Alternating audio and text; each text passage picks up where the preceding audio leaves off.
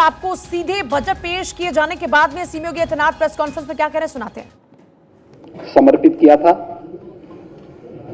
वर्ष 2018-19 में प्रदेश का जो बजट था वह प्रदेश के इंफ्रास्ट्रक्चर और औद्योगिक विकास के लिए समर्पित किया था। वर्ष 19-20 का बजट प्रदेश के अंदर मिशन शक्ति, जिसमें महिला सुरक्षा, महिला सम्मान और स्वावलंबन के लिए समर्पित किया था। उस प्रकार की योजनाओं को ध्यान में रख करके हम लोगों ने प्रदेश के अंदर अपना बजट प्रस्तुत किया था। 2020-21 का बजट यह वह कालखंड है जब सदी की सबसे बड़ी महामारी का सामना हमें करना पड़ा था। वह था प्रदेश के युवा शक्ति के लिए, उनके कौशल विकास, रोजगार था प्रदेश के इंफ्रास्ट्रक्चर, यानी इस महामारी के दौरान भी प्रदेश के अंदर रोजगार की संभावनाएं बाधित न हो, इसके लिए समर्पित था। 2021-22 का बजट प्रदेश के समग्र विकास को ध्यान में रख करके स्वावलंबन से सशक्तिकरण के लिए समर्पित किया था। 2022-23 का बजट अंत्योदय से आत्मनिर्भरता का बजट था। तो आज मेरे सहयोगी वित्त मंत्री खन्ना जी ने उत्तर प्रदेश की 25 करोड़ आबादी की विकास के लिए, उनके कल्याण के लिए जो बजट आज प्रस्तुत किया है, यह बजट उत्तर प्रदेश के त्वरित सर्वसमावेशी और समग्र विकास के साथ साथ आत्मनिर्भर भारत की तर्ज पर आत्मनिर्भर उत्तर प्रदेश की नींव को प्रस्तुत करने वाला बजट है। मैं इस बजट को प्रस्तुत करने के लिए वित्त मंत्री श्री सुरेश खन्ना जी को, अपर मुख्य सचिव वित्त श्री प्रशांत त्रिवेदी जी को और वित्त विभाग की पूरी टीम को उत्तर प्रदेश के अनुरूप बजट प्रस्तुत करने के लिए हृदय से बधाई देता हूं और आप सबका मैं हृदय से स्वागत करता हूं।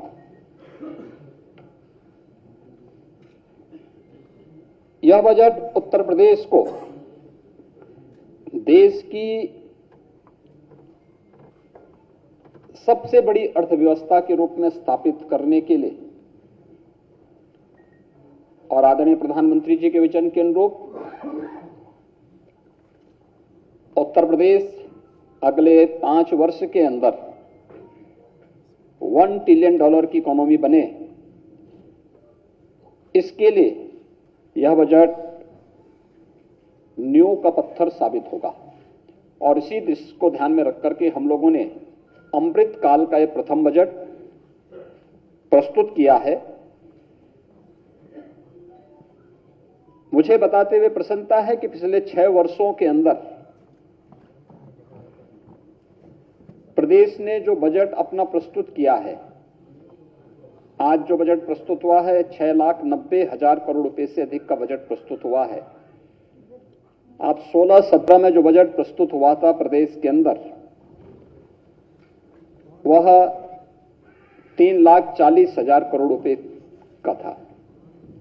आप देखेंगे पिछले 6 वर्ष के अंदर दुगने से अधिक की वृद्धि प्रदेश के बजट के लिए हुई है। इस दौरान प्रदेश की प्रति व्यक्ति आय दुगनी हुई है, दुगने से अधिक हुई है। प्रदेश की जीडीपी में बढ़ोतरी हुई, दुगने से अधिक की बढ़ोतरी हुई है। और इस दौरान हम लोगों ने प्रदेश के अंदर यह जो बजट के दायरों को बढ़ाया गया है, यह उत्तर प्रदेश के अनुरूप है। यह डबल इंजन सरकार की अर्थव्यवस्था को विस्तार देने की प्रतिबद्धता को भी दर्शाता है। 2022 के विधानसभा चुनाव के पहले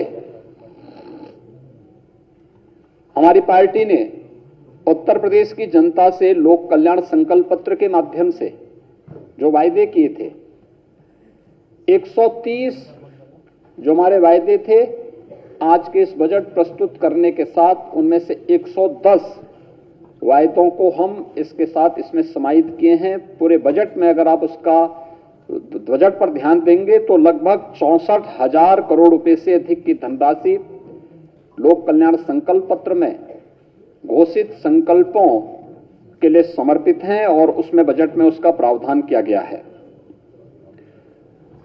मित्रों, प्रदेश ने ये जो अर्थव्यवस्था को, उत्तर प्रदेश की अर्थव्यवस्था के दायरे को बढ़ाया है, उसको विस्तार दिया है। इसके लिए हम लोगों को अनेक कदम उठाने पड़े। प्रदेश में कर चोरी को रोकना पड़ा, वित्तीय अनुशासन और बेहतर वित्तीय प्रबंधन को प्रदेश के अंदर कैसे लागू किया जाए, इसमें शासन प्रशासन स्तर पर और हर एक स्तर पर, हर विभागीय स्तर पर इस पर कार्य हुआ। आज उसका परिणाम है कि जहां 2016-17 में राजस्व कर जो प्रदेश को केवल 86,000 करोड़ रुपए का प्राप्त होता था, वह आज 2022-23 के अंदर, यानी इस वित्तीय वर्ष के अंत में मार्च 2023 में जब हम लोग अपने राजस्व कर को देखेंगे तो यह 2,86,000 करोड़ रुपए से बढ़कर के 2,20,000 करोड़ रुपए को पार कर रहा होगा। प्रदेश में 2016-17 में जो सेल टैक्स और वैट से कुल लगभग 51,000 करोड़ रुपए की प्राप्ति होती थी, आज सेल टैक्स और वैट नहीं बल्कि जीएसटी है। जीएसटी के माध्यम से यह राशि बढ़ करके 1,25,000 करोड़ रुपए से अधिक होने का अनुमान है इस वित्तीय वर्ष के अंत में। स्टेट एक्साइज में जो 2016-17 में मात्र 12,000 करोड़ रुपए प्राप्त हुआ था, आज ये 22-23 में 45,000 करोड़ रुपए प्राप्त होने का अनुमान है। और ये तभी संभव हो पाया जब हम लोगों ने प्रदेश के अंदर राजस्व कर की चोरी को रोकने के लिए प्रभावी उपाय किए और राजस्व संग्रह की व्यवस्था को अत्यंत ही पारदर्शी तरीके से इस व्यवस्था को प्रदेश के अंदर लागू किया। उसके कारण ये प्रदेश के अंदर हो पाया है। ये आपने देखा होगा पिछले 6 वर्ष के अंदर जो भी संभव हो पाया है, या इस बार के टैक्स, उसमें भी आप देखेंगे उत्तर प्रदेश की जनता पर कोई अतिरिक्त टैक्स लगाए बगैर इस दौरान हम लोगों ने पेट्रोल डीजल पर जो वैट था यूपी का, उसकी ड्यूटी को कम किया। उत्तर प्रदेश की जनता को महंगाई से राहत दिलाई। और आज अगर आप देखेंगे कि प्रदेश के अंदर एक और डीजल पेट्रोल देश के किसी भी अन्य राज्य की तुलना में सस्ता है। इसके कारण आवश्यक उपभोक्ता वस्तुएं भी प्रदेश के अंदर महंगी नहीं हुई, आम जनमानस को राहत मिला। लेकिन पारदर्शी टैक्सेशन की प्रणाली प्रदेश के अंदर लागू करने, टैक्स चोरी को रोकने और राजस्व संग्रह को बढ़ाने का परिणाम आज हमारे सामने है कि प्रदेश ने जो एक रेवेन्यू सरप्लस स्टेट के रूप में आज उत्तर प्रदेश है, और जो हमारे पास रेवेन्यू सरप्लस है उसने प्रदेश के अंदर वर्ल्ड क्लास इंफ्रास्ट्रक्चर को देने में भी एक बड़ी भूमिका का निर्वहन किया। और उत्तर प्रदेश आज देश के अंदर बेहतरीन इंफ्रास्ट्रक्चर देने में सफल हुआ है। ये विगत 6 वर्ष के अंदर प्रदेश के अंदर ये सभी चीजें प्राप्त की हैं। प्रदेश के अंदर आज के इस बजट में जो चीजें आप देखते होंगे, बहुत सारी चीजों की घोषणा इसमें आज यहां पर हुई है। वित्तीय अनुशासन का पूरा पालन किया गया है।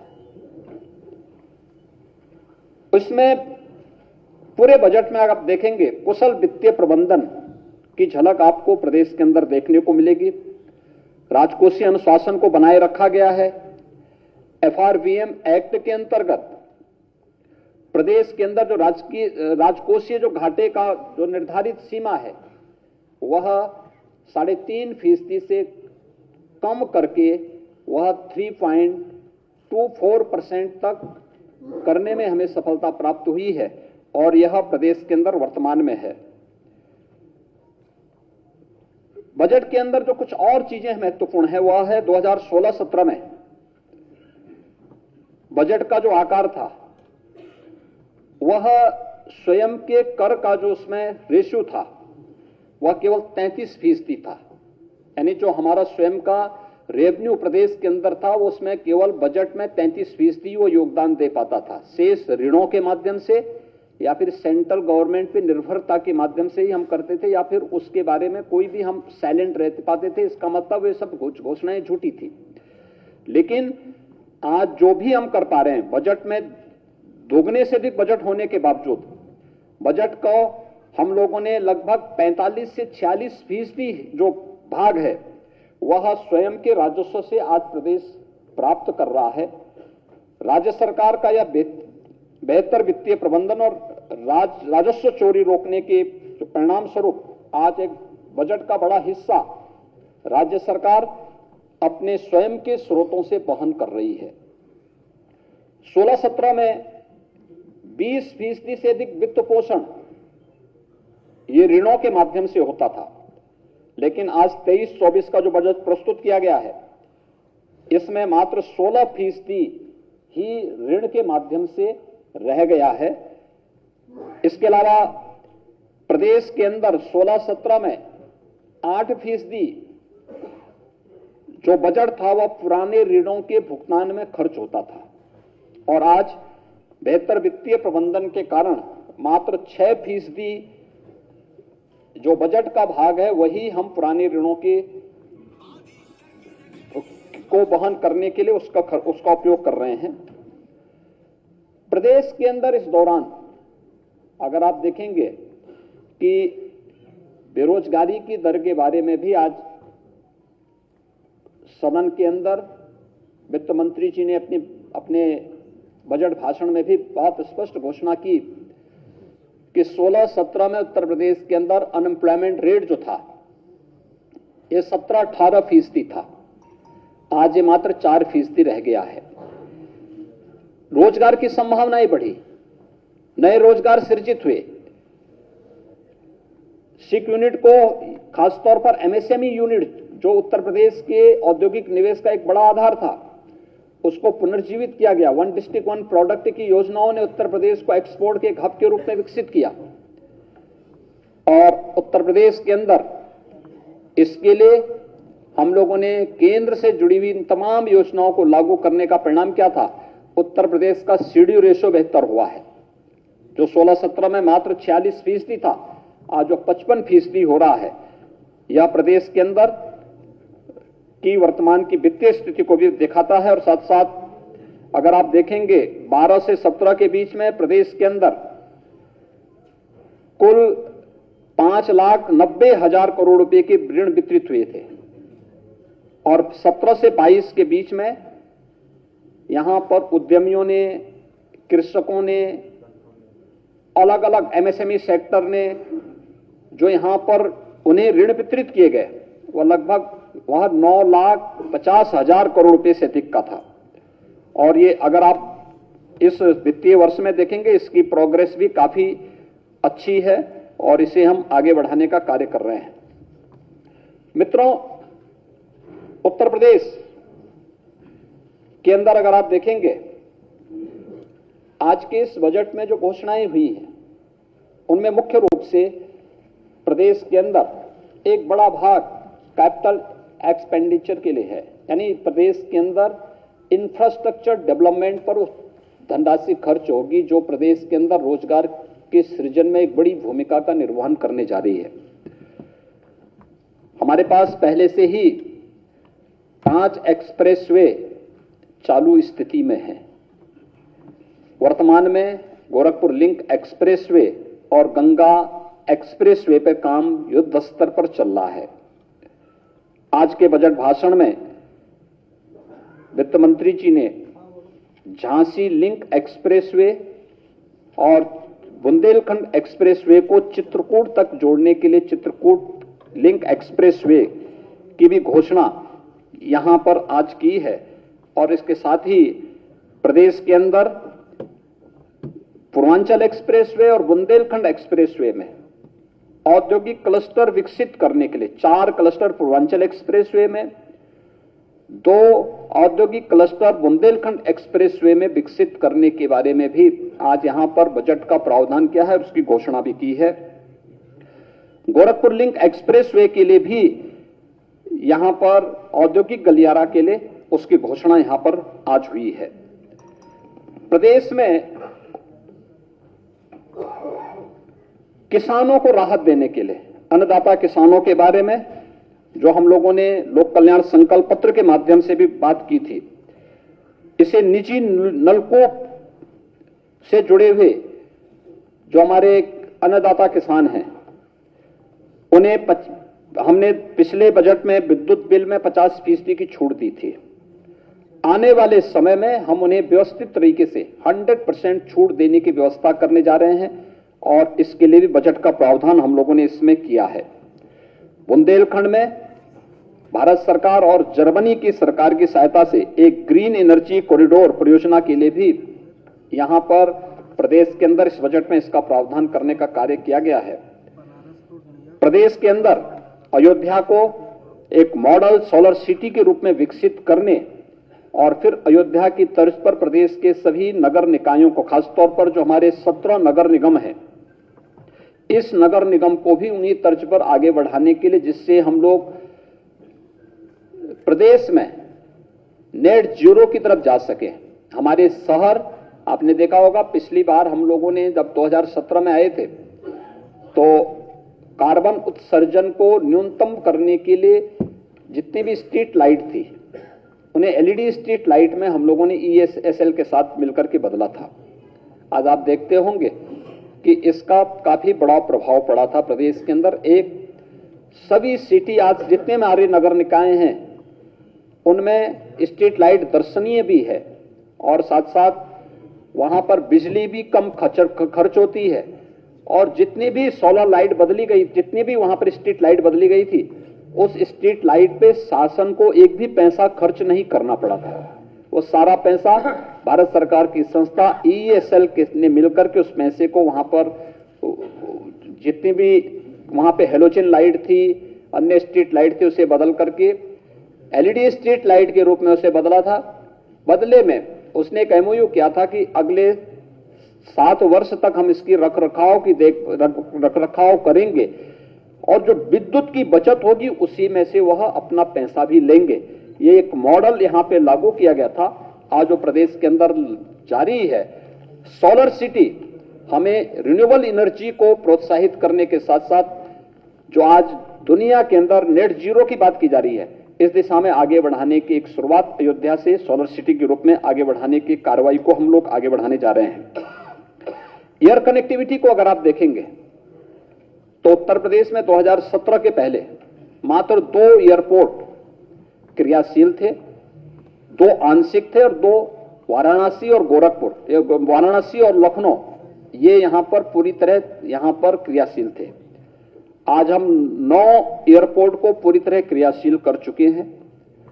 प्रदेश में वर्तमान में 2 इंटरनेशनल एयरपोर्ट का निर्माण हो रहा है। 3 एयरपोर्ट वर्तमान में, इंटरनेशनल एयरपोर्ट वर्तमान में क्रियाशील हैं। 9 अन्य एयरपोर्ट पे यहां पे प्रदेश के अंदर कार्य चल रहा है। कुल मिलाकर के अगले 1-1.5 वर्ष के अंदर उत्तर प्रदेश के अंदर 21 एयरपोर्ट होंगे जो पूरी तरह क्रियाशील होंगे और इस पर राज्य सरकार ने बेहतर कार्य किया है और उसको हम भारत सरकार के साथ मिलकर के आगे बढ़ाने का कार्य भी कर रहे हैं। प्रदेश के अंदर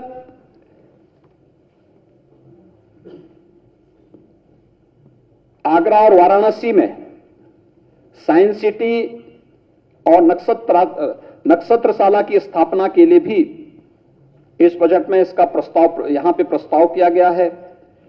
और प्रदेश के अंदर परिवहन निगम का बेड़ा, आप हम सब जानते हैं कि कोरोना कालखंड में जब लॉकडाउन लगा था, बड़े पैमाने पर प्रदेश के कामगार और श्रमिक अपने राज्य के लिए आने के लिए मजबूर हुए थे।